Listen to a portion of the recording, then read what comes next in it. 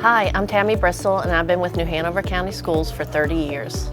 The biggest thing I've learned in my career in education is that you have to be flexible. Things are ever changing. Curriculum is changing, instructional practices are changing, leadership is changing. So you have to be flexible and go with the flow. Even recently with the pandemic, there's always something changing, and it's just very important to be flexible.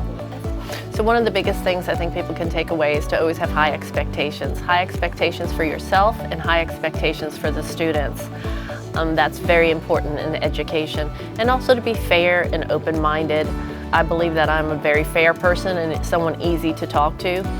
So I hope that's a takeaway and that people remember me for that and for being passionate about education. For any new administrator, I would say the most important thing is to find your people. Find your friends, find your colleagues that you could talk to, you could collaborate with, you could vent with. It's so important to find those friends because we're kind of a one position, we're a lonely position. So having a cadre that you could count on, that means it all. I mean, I've had the best cadres over the year, the best colleagues that are family and friends now.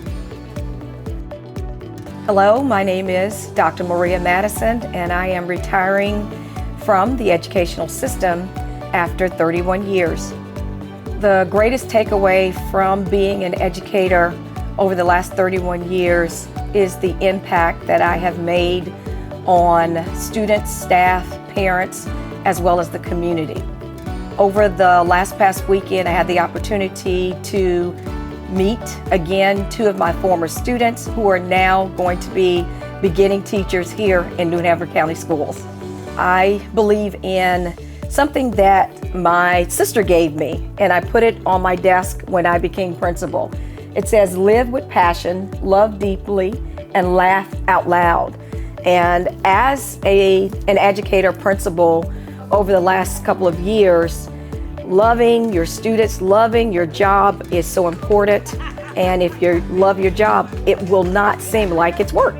At the end of the day, everyone has the ultimate goal. It's all about students and the impact that you make on them over time. And if we continue to have that mindset as educators, we will continue the journey of educating students and providing a quality education for them. Hi, I'm Sharon Ducharme, and I've worked in education for about 28 years now. I think the biggest thing, especially these last few years, is expect the unexpected. I think we've all been through that in the last few years, and be flexible. Those are the big things, because any day can bring about anything that makes you have to think quick on your feet. The key thing that I've learned over the years being a principal is surround yourself with strong leaders because you can't do this job by yourself. You've got to have some good folks on your team to work alongside you. Come on guys, let's go, let's get there. I would hope that just remembering that all of the decisions that had to be made, to keep in mind that we're here for the students. As far as working with leaders, is to think outside the box and be a good problem solver. Hi, I'm Dr. Krista Holland, and I'm retiring after 30 years in education. As I reflect on my career, I think one of the most powerful lessons that anyone can say that they've learned from me is that when you have a voice and an opportunity to be a voice for children and families, for teachers, and also for your colleagues, you need to be bold enough to use it. We cannot lead in fear. As I reflect on my career, I could say that I've learned a lot of lessons from working with children and working with teachers and working with my colleagues. But I think one of the most powerful lessons is personal. To work in this business, you have to be resilient. And resilience begins with putting yourself first sometimes. So the most powerful lesson that I've learned is I need to put on my oxygen mask before I put one on anyone else. You cannot lead others when your tank is empty.